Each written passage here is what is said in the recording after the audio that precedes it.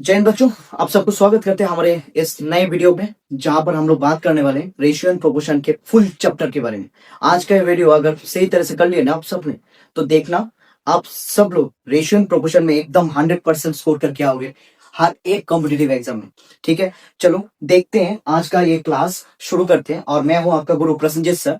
ठीक है, आप लोग अगर हम लोग के ऑफलाइन एडमिशन में एडमिशन लेना चाहते हैं तो हमारा जो क्लास है विशाल गणेश जी ऑफिस में, और ये है हमारा ऑफिस का फोन नंबर। आप लोग फोन करके जरूर हम लोग के क्लास में ऑफलाइन में एडमिशन ले सकते हैं। ठीक है, चलो आज का क्लास शुरू करते हैं। रेशियो प्रोपोर्शन का ये पहला क्वेश्चन है। तो इस टाइप का क्वेश्चन बहुत ही इंपॉर्टेंट होते हैं, बहुत सारे इंपॉर्टेंट जो कॉम्पिटिटिव एग्जाम्स है तो उसमें पूछा जाते हैं इस टाइप का क्वेश्चन, और बहुत ही इजी होते हैं। तो ध्यान देने वाली बात है, यहाँ पर क्या देकर रखा है, A:B जो है 2:3 है, B:C जो है 6:5 है। तो यहाँ पर दोनों में एक चीज कॉमन रहेगा, एक अल्फाबेट। यहाँ पर एक जो अल्फाबेट कॉमन है वो है बी। ठीक है, बी के जगह पे यहाँ पर 3 है, बी के जगह पे यहाँ पर 6 है। अरे सेम अल्फाबेट पे एक ही क्वेश्चन में, तो उसका वैल्यू तो सेम होना चाहिए ना। तो ये एक जगह पे 3 एक जगह पे 6 ऐसा नहीं हो सकता, दोनों को सेम करना पड़ेगा। कैसे सेम करेंगे बेटा, देख लो। इसको 3 को 2 से मल्टीप्लाई करने पे 6 बन जाते हैं, तो यहाँ पर भी बी का वैल्यू 6, यहाँ पर भी बी का वैल्यू 6 हो जाएगा। तो जब भी इंटू करेंगे, इसको अकेला नहीं इंटू कर सकते, दोनों को इंटू करना पड़ेगा। 3 2 जा हो गया, यहाँ पर 2 से इंटू करेंगे, 2 2 जा हो गया 4, और 3 2 जा हो गया 6। तो यहाँ पर भी बी का वैल्यू 6, यहाँ पर भी बी का वैल्यू 6, दोनों सेम हो गया। ठीक है, तभी मुझे क्या चाहिए, A:B:C। ये है ए का वैल्यू 4, ये है बी का वैल्यू 6, और सी का वैल्यू तुम्हारा है 5। तो ये हो गया आपका ऑप्शन नंबर 8। एकदम इजी टाइप का क्वेश्चन है, मुझे नहीं लगता 10 से 15 सेकंड से ज्यादा इस टाइप के क्वेश्चन ले चाहिए। ठीक है, देखते साथ ही बच्चे लोग बोल सकते हैं। ठीक है, करने का जरूरत भी नहीं है। इनिशियल स्टेज में तो तुम लोग इस टाइप के क्वेश्चन करके प्रैक्टिस कर रहे हो, मगर जब तुम एक बार एक्सपीरियंस हो जाओगे ना, इस टाइप के क्वेश्चन देखते साथ ही तुम बोल पाओगे। ओके, सो बहुत ही इंपॉर्टेंट है इस टाइप का क्वेश्चन। तो आज का दूसरा क्वेश्चन जो है, A:B देख रखा है 5:8, B:C देख रखा है 3:4, वही A:B:C। मगर इस चीज में और पहले वाले क्वेश्चन में थोड़ा सा डिफरेंट है। वो क्या है कि यहाँ पर B का वैल्यू है 8, यहाँ पर B का वैल्यू है 3। पिछली बार क्या था, जो यहाँ पर जो वैल्यू था ना, जैसे कि 2 और अरे 3 और 6 था, 3 को 2 से मल्टीप्लाई करने पे 6 में चला गया। मगर यहाँ पर 8 से तुम मल्टीप्लाई करके 3 नहीं आ सकते, 3 से तुम 8 नहीं जा सकते। तब क्या करना, तब ये करना है कि दोनों जगह पे जो सेम वैल्यू है ना, कि एक की जगह पे 8 है, एक की जगह पे 3 है, तो इस 3 से इसको मल्टीप्लाई करना है, और इस 8 से इसको मल्टीप्लाई करना है। तो देख लो, 3 5 हो गया 50, 3 8 हो गया 24, और 8 से करोगे तो 3 8 हो गया 24, और 4 8 हो गया 32। तो ध्यान देने वाली बात है, दोनों बी के स्थान पे सेम वैल्यू दैट इज 24।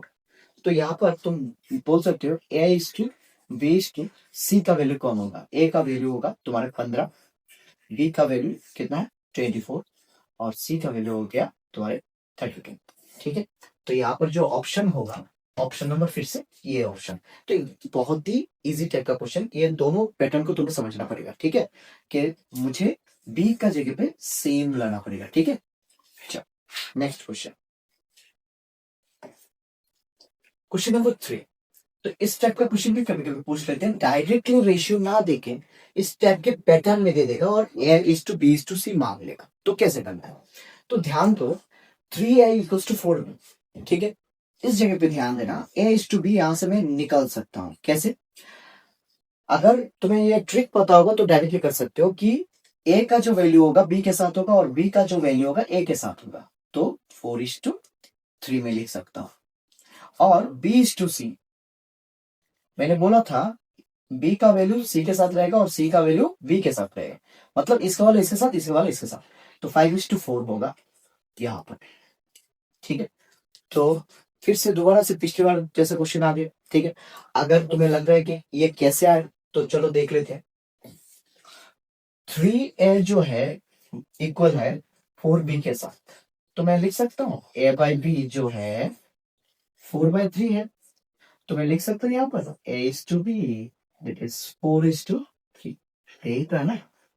तो इस ट्रिक को पैटर्न को याद रखोगे फिर ये वाला लाइन करने का कोई जरूरत ही नहीं है कि ए का वैल्यू बी के साथ रहता है, बी का वैल्यू ए के साथ रहेगा, बी का वैल्यू जब सी के साथ रहेगा, सी का वैल्यू तब बी के साथ रहेगा। ओके, इन दोनों में एक अल्फाबेट कॉमन है, बी। बी की जगह पे यहाँ पर 3 है और बी की जगह पे यहाँ पर 5 है, दोनों सेम नहीं है। तो क्या करना पड़ेगा, इससे इसको इंटू करो, इससे इसको इंटू करो।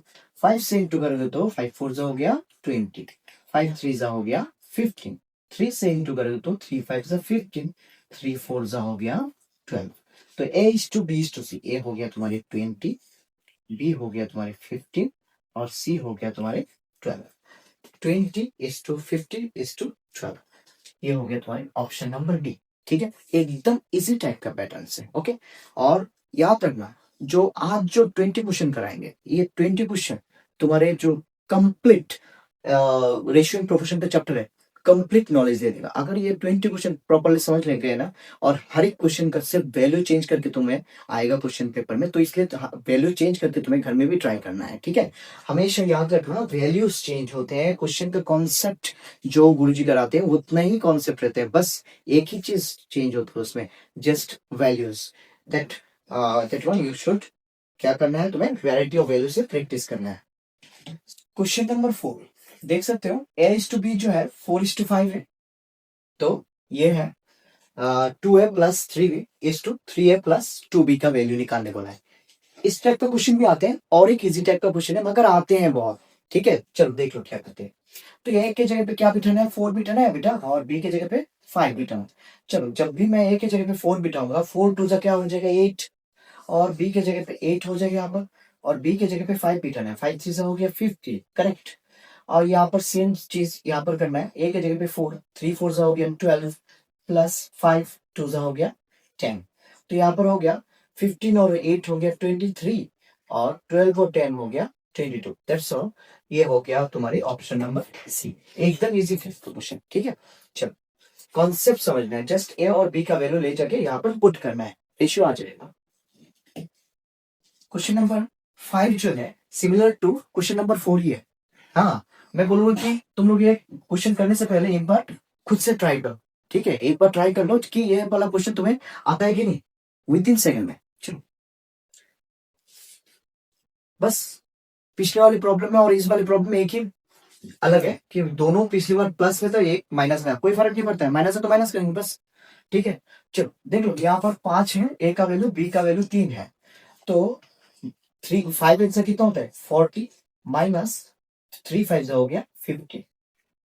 ए का वैल्यू 5 है, 5 8 40 प्लस 3 5 हो गया 15।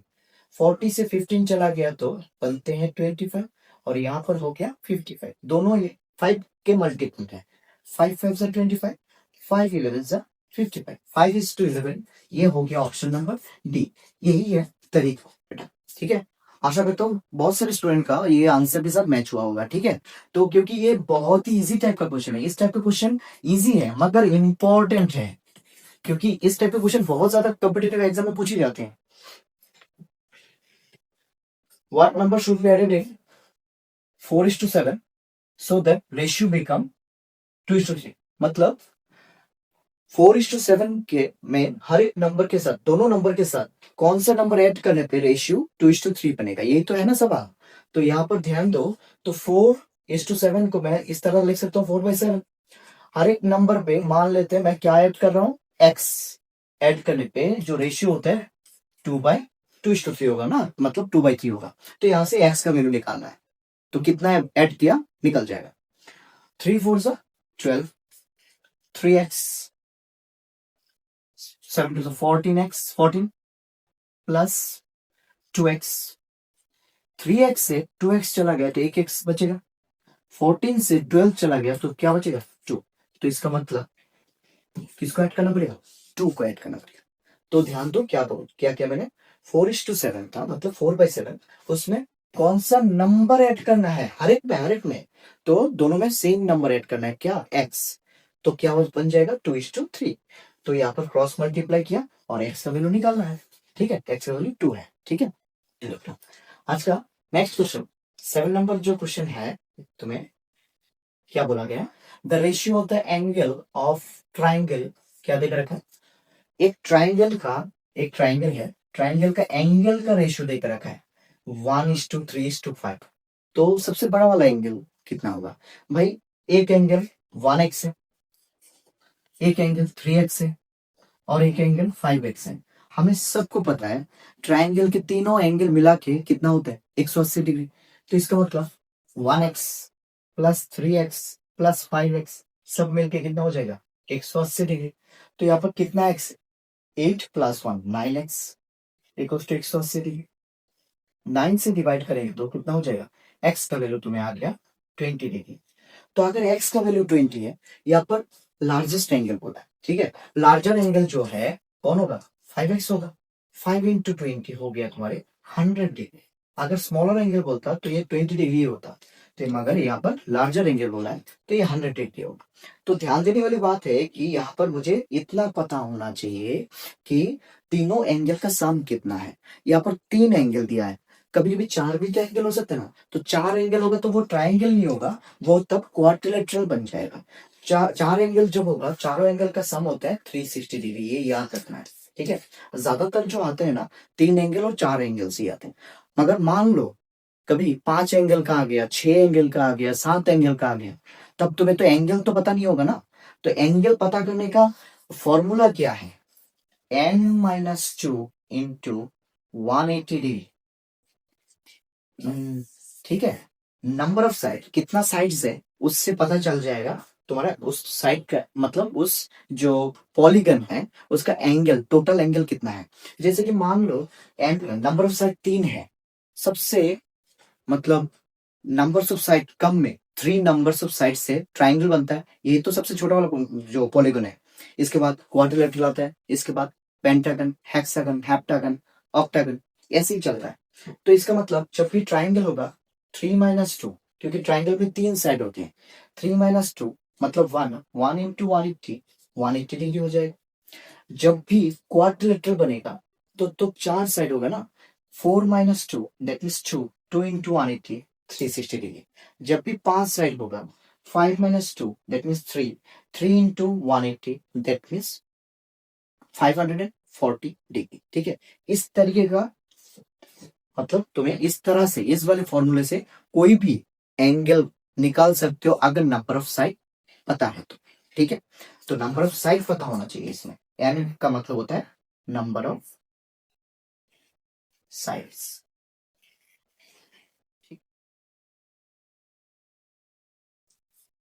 The ratio of two number is 3:4।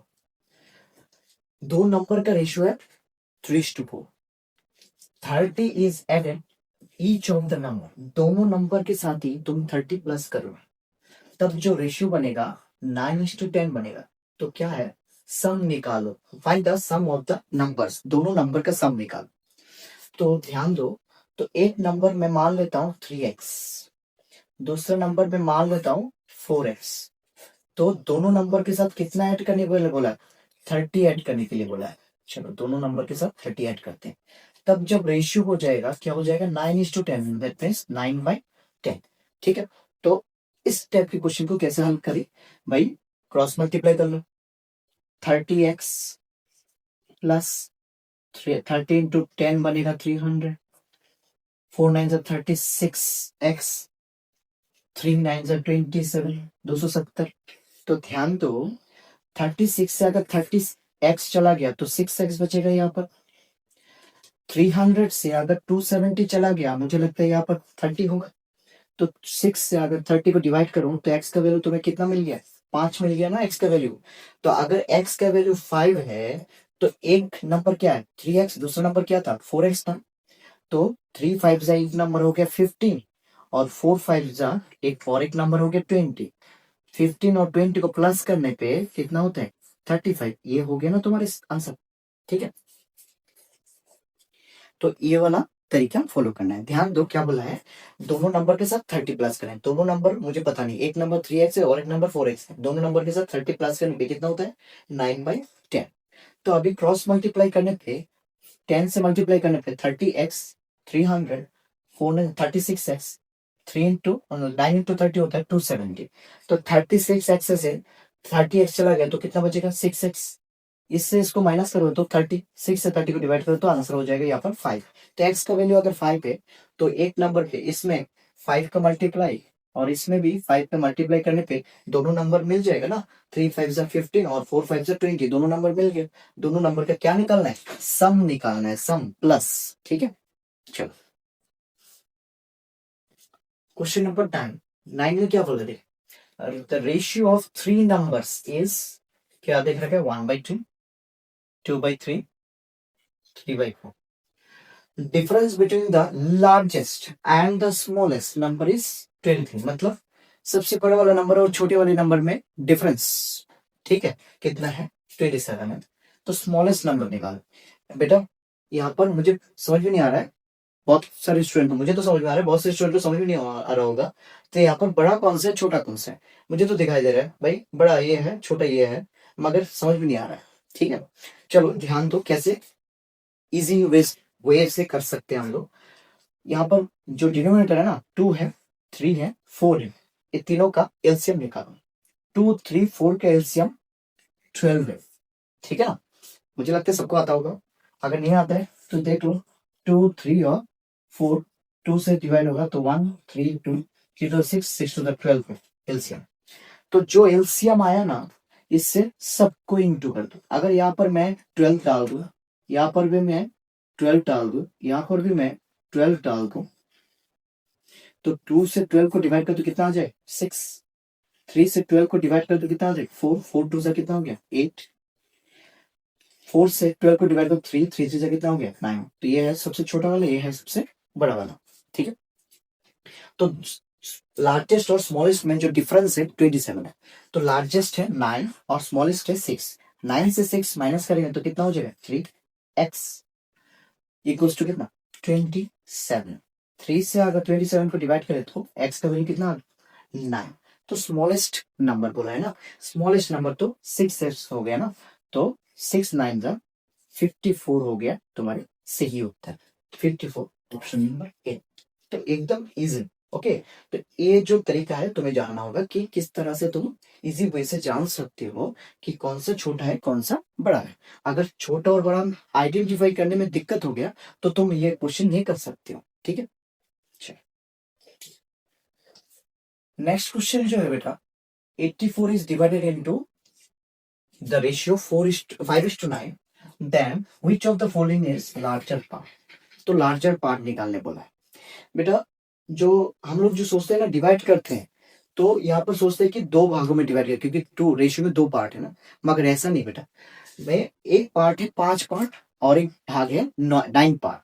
तो टोटल कितना पार्ट होगा इसका, 9 और 5 को क्या कर दो, प्लस कर दो, टोटल 14 पार्ट होगा। इनमें से बड़ा वाला पार्ट कौन है, 9 पार्ट। ठीक है, अगर छोटा वाला पार्ट मांगता, स्मॉलेस्ट पार्ट, तो यहाँ पर 5 होता, इंटू कितने का, 84 का। तो 14 का कितना गुना है, 6 गुना है। 6 9 जा 54 हो गया तुम्हारे सही उत्तर। ठीक है, आशा करते हैं ये क्वेश्चन सबको समझ में आया होगा। ठीक है, चलो बढ़ते हैं नेक्स्ट क्वेश्चन में। Next, 7 years ago the age of A and B was 4:5। 7 साल पहले ए और बी का एज जो था 4:5 था। 8 साल बाद, 8 years from now, their age will be the ratio of कितना, 9:10। तो बोला है दोनों का प्रेजेंट एज का रेशियो कितना है, मतलब सॉरी प्रेजेंट एज का सम कितना है, सम। चलो ध्यान दो क्या कर सकते हैं, यहाँ पर दोनों का प्रेजेंट एज मान लेते हैं। एक का है x और एक का है y। ठीक है, ए का x है, बी का y मान लेते हैं। 7 साल पहले, एगो मतलब पहले, इसका 7 साल कम होगा, इसका भी 7 साल क्या हो जाएगा, कम हो जाएगा। तब जो इन दोनों का रेशियो होगा 4:5 होगा। चलो x - 7 y - 7, यहां से तुम्हें एक रिलेशन मिलेगा x और y का। ध्यान दो, तो यहां से एक अगर ट्रिक को समझ सकते हो तो जल्दी कर सकते हो, नहीं तो लंबा हो जाएगा ये क्वेश्चन। ध्यान दो, 5 × x क्या हो गया, 5x। अभी जब भी इसके साथ इसको इंटू करोगे तो यहाँ पर 4 × y 4y, इक्वल टू उस साइड में होगा। तो अगर इस साइड में आएगा तो प्लस से क्या हो जाएगा माइनस, ये याद रखना है। 4 × y, 4y प्लस में जाएगा, मगर इक्वल टू इस साइड में आया तो क्या हो जाएगा,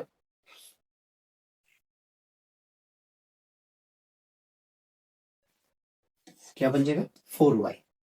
तो यहां पर ध्यान दो, 5 7 35 हो जाएगा माइनस का, 4 7 28 हो जाएगा माइनस का। अगर माइनस वाले 35 वाले उस साइड पे चला जाएगा तो प्लस बन जाएगा। तो बड़ा नंबर प्लस का है और छोटा नंबर माइनस का है। 35 से 28 चला गया तो कितना बचता है 7। ये है इक्वेशन नंबर तुम्हारे 1। ठीक है, ये वाला टाइप को समझना पड़ेगा यहां से कैसे लाया। तो यहाँ पर ध्यान दो, क्या बोला है 8 years फ्रॉम नाउ, मतलब अभी से 8 साल बाद होगा तो प्लस होगा ना, x + 8, y के साथ भी 8 प्लस होगा, तब जाके उन लोग का रेशियो हो जाएगा 9/10। तो ध्यान दो 10 × x कितना बन गया 10x, और 9 × y 9y इक्वल टू उस साइड में साइड चेंज होगा तो -9y। करेक्ट। 8 10 हो जाएगा 80 और 8 9 72, 72 साइड पे प्लस का और 80 यहाँ पर प्लस का। अगर साइड चेंज होगा तो प्लस से माइनस होगा 80 का। तो 80 से 72 चला जाएगा तो 8 होगा, मगर 80 उस साइड पे चला जाएगा तो माइनस में होगा। तो बड़ा नंबर के सामने अगर माइनस है तो यहाँ पर क्या बनेगा माइनस। ठीक है, तो यहाँ पर दो इक्वेशन सेटअप हुआ, मगर यहाँ से तुम्हें एक्स और वाई का वैल्यू निकालना है। कैसे, एलिमिनेशन प्रोसेस कर सकते हो तुम चाहो तो ध्यान देने वाली बात है, यहाँ पर एक्स का और यहाँ पर एक्स का सेम करना पड़ता है। तो यहाँ पर कितने से इंटू करने पे सेम होगा 2 से इंटू करना। तो चलो 2 से इंटू करते हैं इस इक्वेशन को, पूरा इक्वेशन को 2 से इंटू। 5 2 हो जाएगा 10x, 4 2 हो जाएगा 8y, 7 2 हो गया 14। चलो ध्यान दो, प्लस है तो माइनस, माइनस है तो प्लस, प्लस है तो माइनस, नीचे का सिंबल चेंज करना पड़ता है। प्लस है तो माइनस में, माइनस है तो प्लस में, ये और ये कैंसर। 9y से 8y चला गया तो कितना होता है 8y माइनस का, -8 और -14 कितना हो गया तुम्हारे माइनस का 22। माइनस और माइनस कैंसिल, इसका मतलब y का वैल्यू कितना आ गया 22। ओके, y का वैल्यू किसी भी एक इक्वेशन में ले जाके बिठाओ, चाहो तो इसमें बिठाओ चाहो तो इसमें बिठाओ। चलो इसमें बिठाते हैं। तो कितना हो गया 22 जगह अगर 4 के साथ इंटू हो जाएगा तो कितना हो जाएगा 88। 88 अगर साइड चेंज होगा तो माइनस से क्या बनेगा प्लस बनेगा। 88 और 7 अगर प्लस करेंगे तो यहाँ पर होता है तुम्हारा 95। ठीक है, तो 5x इक्वल्स टू 95, अगर 5 से 95 को डिवाइड करें तो होता है तुम्हारे x का वैल्यू 19। तो यहाँ पर x का वैल्यू 19, यहाँ पर y का वैल्यू हो गया तुम्हारे 22। तो दोनों को ऐड कर दो, तो 22 के साथ अगर 19 को ऐड करते हो तो होता है तुम्हारे 41 ईयर्स, दोनों का उम्र का प्लस। ठीक है, ए और बी का। तो यहाँ पर 41 कौन सा ऑप्शन है ए ऑप्शन। ये वाला जो टाइप है थोड़ा सा लिटिल बिट बड़ा है, बहुत ही, हाँ मैं मुझे लगता है कि ये टाइप बहुत ही बड़ा है, मगर इसके बाद वाला टाइप देखना इजी हो जाएगा। ठीक है, जो एज वाले पार्ट का जो रेशियो एंड प्रोपोर्शन से आते हैं, एज का क्वेश्चन बहुत ज्यादा पूछे जाते हैं एज वाले क्वेश्चन रेशियो एंड प्रोपोर्शन में। ठीक है, चलो तो करना तो पड़ेगा।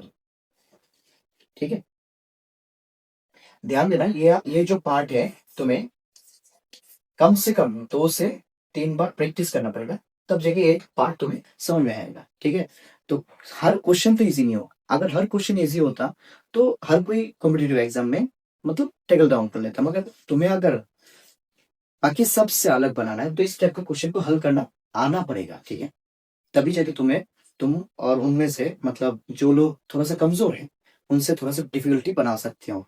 अगर कमजोर हो तो भाई 3 बार की जगह पे 5 बार प्रैक्टिस कर लो। भाई एक बार अगर जान गए ना प्रोसेस तो दोबारा और करने की जरूरत ही नहीं है ना। तो प्रोसेस को अच्छे से समझना पड़ेगा कि किस माइंडसेट के साथ हम लोग करेंगे कि हाँ बड़ा हो गया छोड़ देते हैं, चलो कोई बात नहीं छोड़ो, एक प्रॉब्लम नहीं आया तो नहीं आया। भाई क्या पता है वही जो प्रॉब्लम है तुम्हारा कट ऑफ में बाधा बन जाए, तो उस बाधे को अगर हटाना है तो हर एक क्वेश्चन को मतलब इज्जत से सॉल्व करो, इज्जत से। चलो ध्यान दो बेटा, आज का next question 12th number question. ठीक है, 12th नंबर क्वेश्चन क्या बोला है, the ratio of the present age of A and B is कितना 1:3। मतलब प्रेजेंट एज का रेशियो जो है 1:3 है। तो 10 ईयर्स एगो उन लोगों का जो एज रेशियो था क्या था 2:5 था। तो मुझे बोला है प्रेजेंट एज ऑफ बी। ठीक है, ये वाला भी एज का क्वेश्चन है मगर कंपेरेटिवली पिछले वाले क्वेश्चन से इजी है, बहुत ही इजी है। ठीक है, चलो ध्यान दो क्या बोला है, ए और बी का जो रेशियो है 1:3 है। तो एक का एज है x और दूसरे का एज है कितना 3x। तो मुझे बोला है 10 साल क्या आफ्टर 10 ईयर्स, मतलब अगर +10 करेंगे तो यहां पर भी प्लस क्या करेंगे 10 करेंगे, तब जब रेशियो हो जाएगा ना 2:, क्या बनेगा 5। तो यहां से बी का एज निकालना है। तो ध्यान दो, तो x + 10 divided by 3x + 10 equals to 2 by कितना हो गया 5। तो वैसे ही टाइप क्या करेंगे 5 5 इंटू एक्स कितना हो गया 5x, 5 10 हो गया 50, 3 2 हो गया 6x, 10 2 20। 6x से 5x चला गया तो 1x रहेगा, 50 में से 20 चला गया तो कितना रहता है, x का वैल्यू कितना आ गया आपका 30। तो यहाँ पर किसका एज मांगा है, बी का एज मांगा है। तो पहले वाला तो ए का एज है, दूसरे वाला ना बी का एज है।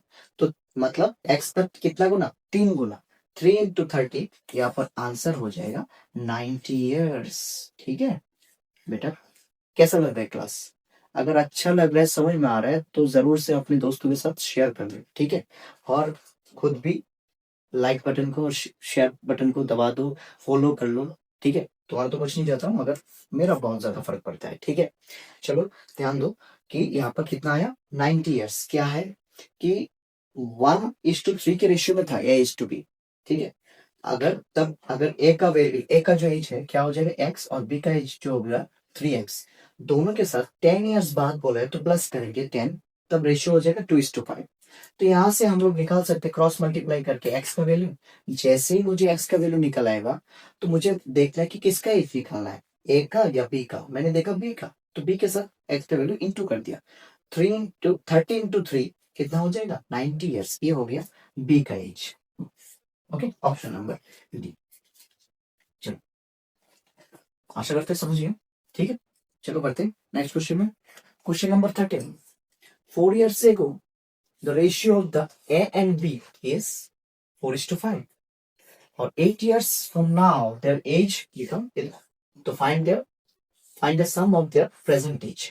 ये जो क्वेश्चन है सिमिलर टू 11 नंबर क्वेश्चन जैसा है। ठीक है, सिमिलर एकदम सेम।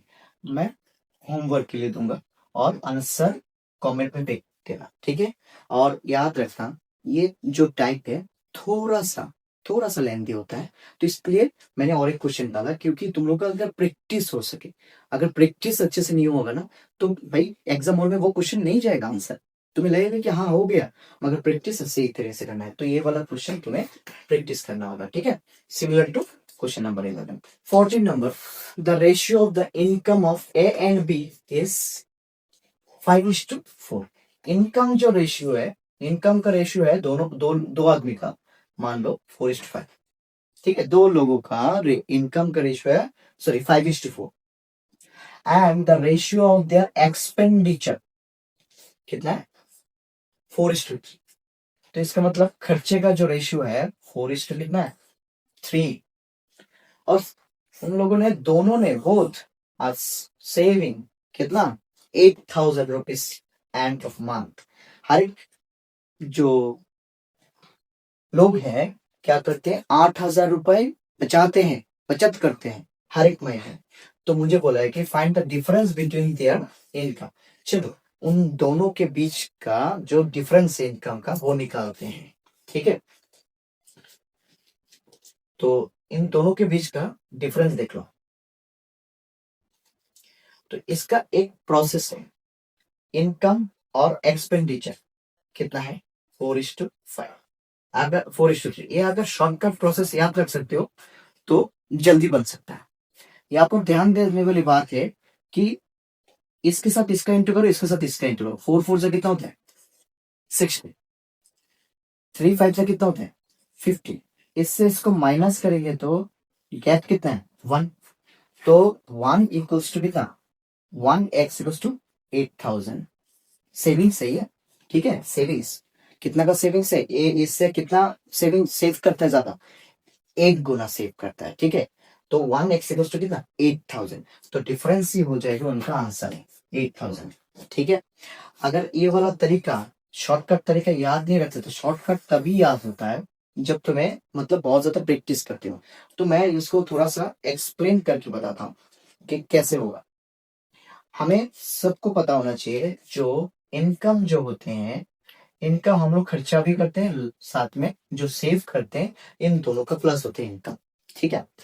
तो क्या होगा यहाँ पर, एक्सपेंडिचर, एक्सपेंडिचर क्या है भाई 4x, इसका एक्सपेंडिचर क्या है 3x, करेक्ट।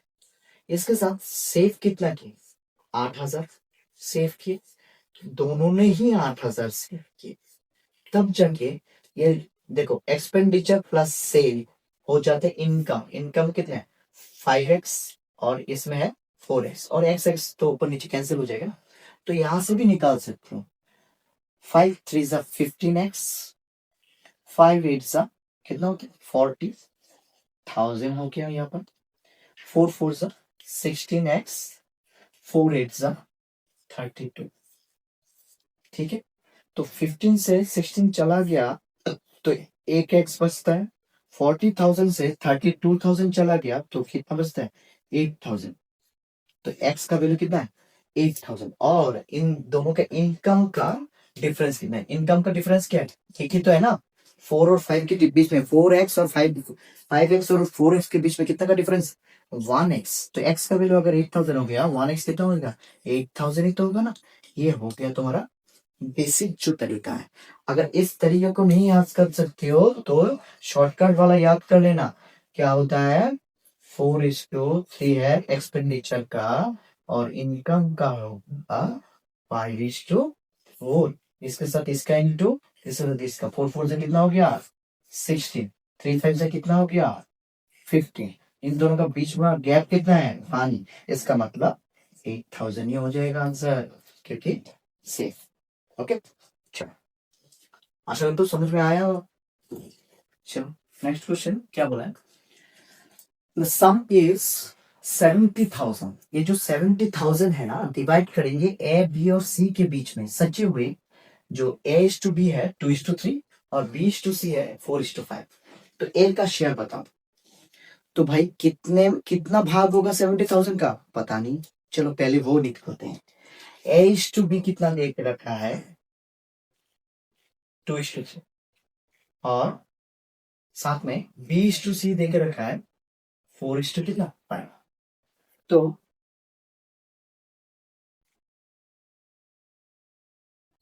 तो क्या देखो ध्यान दो यहाँ पर मैंने जो पहला जो क्वेश्चन किए थे हम लोग ध्यान दिए थे कि दोनों में एक चीज कॉमन होते हैं, यहाँ पर भी बी कॉमन है, तो बी के जगह पे कौन है 3, बी के जगह पे कौन है 4, 4 से इंटू कर दो 4 2 8, 3 4 12, 3 से इंटू कर दो 3 4 12, 3 5 कितना होता है 15, तो ए कितना है 8, बी कितना है 12 और सी कितना है 15, तो भाई टोटल कितना पार्ट होगा 70,000 का, 3 पार्ट नहीं होगा, पार्ट होगा 15 पार्ट, 12 पार्ट, 8 पार्ट, मतलब ए को मिलेगा 8 भाग, बी को मिलेगा 12 भाग, सी को मिलेगा 15 भाग, मगर टोटल भाग कितना है टोटल प्लस कर दो, तो देख लो 20 और 15 होता है 35 पार्ट होगा। 35 पार्ट में से किसका शेयर मांगा है ए का, ए को कितना पार्ट मिलेगा 8 भाग मिलेगा, कितने में से 70,000 में से, ठीक है। तो 35 से 70 को डिवाइड करेंगे तो 2 और 3 0 2,000, क्या 8 गुना होता है 16,000। चलो ये हो गया तुम्हारा सही उत्तर, ए का शेयर होगा 16,000, ठीक है इजी। तो ये जगह तुम्हें पहले ही निकालना आता है, याद रखना पड़ेगा हम जब 3 लोगों में डिवाइड करते हैं तो 3 पार्ट नहीं होते, कितना पार्ट होगा रेशियो को प्लस करके 35 पार्ट होगा टोटल पैसे का, इसमें से एक को कितना पार्ट मिलेगा 8 पार्ट मिलेगा, बी को कितना 12 पार्ट, सी को कितना 15 पार्ट, तो जिसका पूछा जाए तो उसका आंसर ऊपर होगा, ठीक है। नेक्स्ट क्वेश्चन बहुत ही इजी है, ठीक है। मुझे लगता है कि रेशियो एंड प्रोपोर्शन का जो कॉन्सेप्ट है तुम्हें समझ में आ रहा होगा। ठीक ठीक है, एक इजीएस्ट चैप्टर है, मुझे लगता है ये बहुत ही इजी है, सबको आना चाहिए ये चैप्टर, और हर एक कॉम्पिटिटिव एग्जाम में पूछी जाती है इस चैप्टर में से। पता नहीं बच्चे लोग क्यों घबराते हैं, मगर मुझे तो लगता है बहुत ही इजी चैप्टर है। एक्स रेशियो में 4 है तो डिवाइड में चला गया, ये प्रोपोर्शन का सिंबल है तो इक्वल टू डाल दिया, 48 डिवाइडेड बाय कितना 16, तो यहाँ से एक्स का वैल्यू निकालना, 4 4 जा 16, 4 1 4 4 2 जा 8, एक्स का वैल्यू हो गया तुम्हारे 12, इतना ही खत्म, एक्स का वैल्यू 12। प्रोपोर्शन को हम लोग इक्वल टू से रिप्लेस कर सकते हैं। ओके चलो बेटा 17 नंबर, चलो ध्यान दो।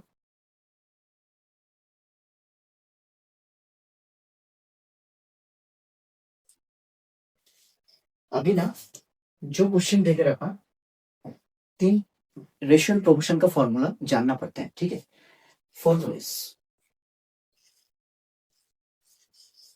तो ये तीनों फॉर्मूला जानोगे तो काफी बार ये तीन फॉर्मूले से रेशियो प्रोपोर्शन का क्वेश्चन पूछे जाते हैं। तीनों फॉर्मूला के में पहला जो फॉर्मूला है थर्ड प्रोपोर्शन,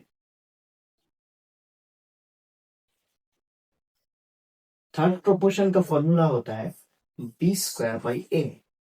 भाई बी कौन होते हैं, दो वैल्यू देख रखेगा, मान लो 5 और 4, ठीक है, पहला वाला हो जाएगा ए, दूसरा वाला हो जाएगा बी, तो इसका स्क्वायर करना है, इससे डिवाइड कर देना है, ठीक है। और नेक्स्ट दूसरा formula fourth proportion, fourth proportion का फॉर्मूला है B into C divided by A. अभी ए बी सी कौन है, मान लो यहाँ पर 5, मान लो यहाँ पर 5 6 और 8 दिख रखा है, पहला वाला ए है, दूसरा वाला बी, आखिरी वाला सी है, तो बी के साथ सी को इंटू करना है और ए से क्या कर देना है, डिवाइड कर देना है, तब तुम्हें फोर्थ प्रोपोर्शन का आंसर मिल जाएगा, ठीक है। और तीसरा वाला फॉर्मूला मीन प्रोपोर्शन,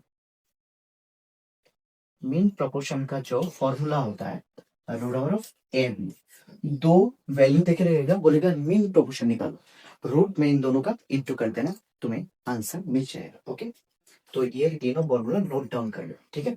चलो आशा तो स्क्रीनशॉट खींचिए, फिर से दोबारा वापस चलते क्वेश्चन में।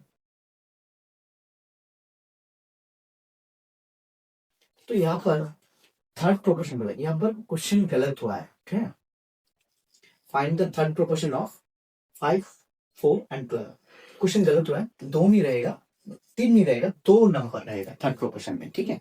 चलो मान लेते हैं 4 और 12 है, 4 और 12 का क्वेश्चन के कॉन्सेप्ट को समझो, ठीक है, मतलब ये पर क्वेश्चन गलत है इसका मतलब मैं स्किप करके चल रहा हूँ, नहीं भाई, बस कॉन्सेप्ट को समझो कि फॉर्मूला देख रखा है, सर ने क्या बोल रहा है, सर बोल रहा हूँ कि दो वैल्यू देख रखा है 4 और 12, इसका थर्ड प्रोपोर्शन निकाल के, तो थर्ड प्रोपोर्शन का फॉर्मूला क्या है, बी स्क्वायर बाई ए बोला था सर ने, तो ए कौन है बी कौन है, इसको ए मान लेते, इसको बी मान लेते, बी स्क्वायर मतलब 12 इंटू 12 डिवाइडेड बाई ए कितना है 4, 4 से 12 को डिवाइड करेंगे तो 3 3 12 हो जाएगा 36 इज योर आंसर, क्योंकि क्वेश्चन गलत है तो ऑप्शन तो यहाँ पर रहेगा नहीं।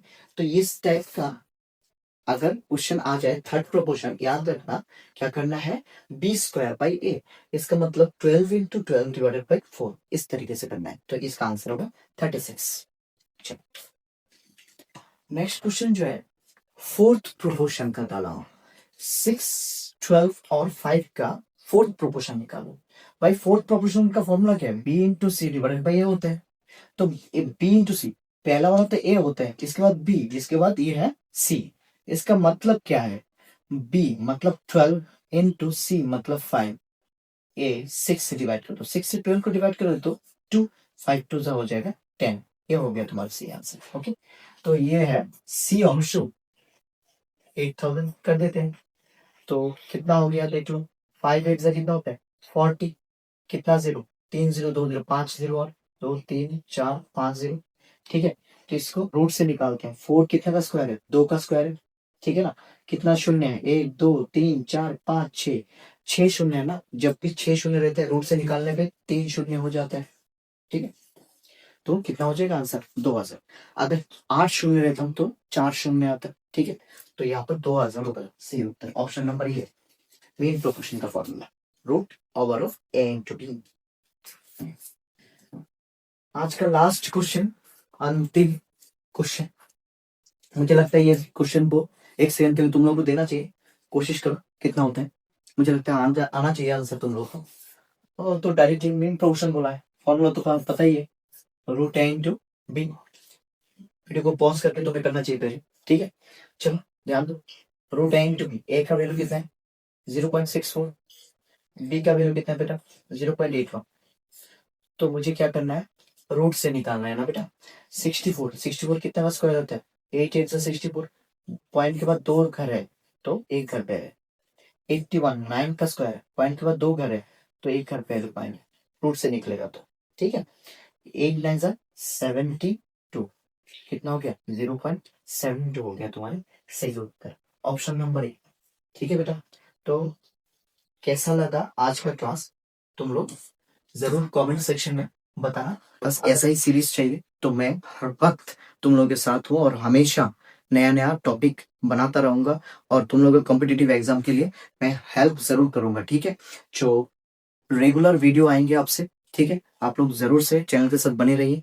धन्यवाद, जय हिंद।